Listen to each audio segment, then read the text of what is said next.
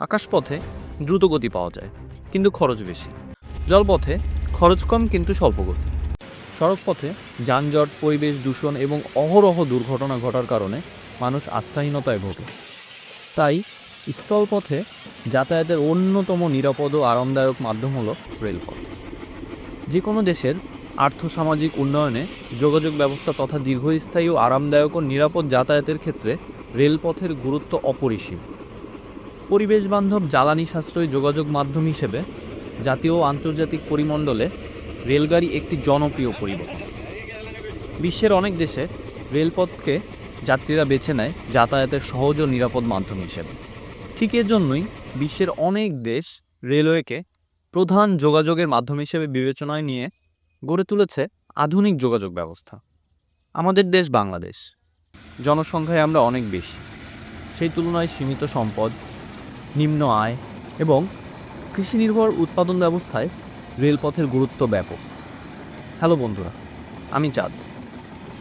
আজকে আমরা জানার চেষ্টা করব বাংলাদেশ রেলওয়ের সংক্ষিপ্ত ইতিহাস।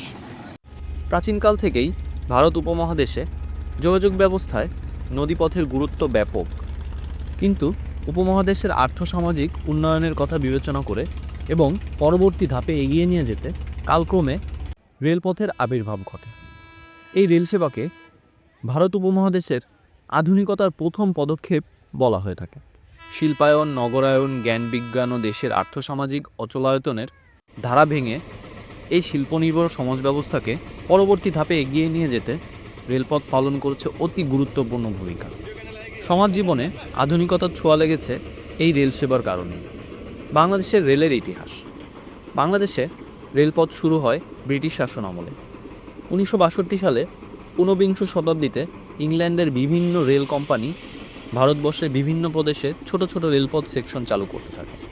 তৎকালীন ইস্ট বেঙ্গল রেলওয়ে নামের একটি কোম্পানি 1962 সালের 15 নভেম্বর চুয়াডাঙ্গার দর্শনা থেকে কুষ্টিয়া জগতী পর্যন্ত প্রথম বাংলাদেশের রেলপথ স্থাপন করে।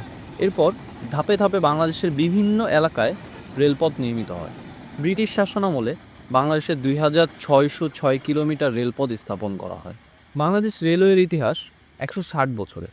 বাংলাদেশ রেলওয়ের পূর্ব নাম ছিল ইস্টার্ন বেঙ্গল রেলওয়ে ও আসাম রেলওয়ে। ভারত বিভক্তির পর নাম হয় পাকিস্তান ইস্টার্ন রেলওয়ে। অবশেষে 1971 সালে বাংলাদেশ স্বাধীন রাষ্ট্র হিসেবে আত্মপ্রকাশের পর রেলওয়ের নাম পরিবর্তন করে রাখা হয় বাংলাদেশ রেলওয়ে।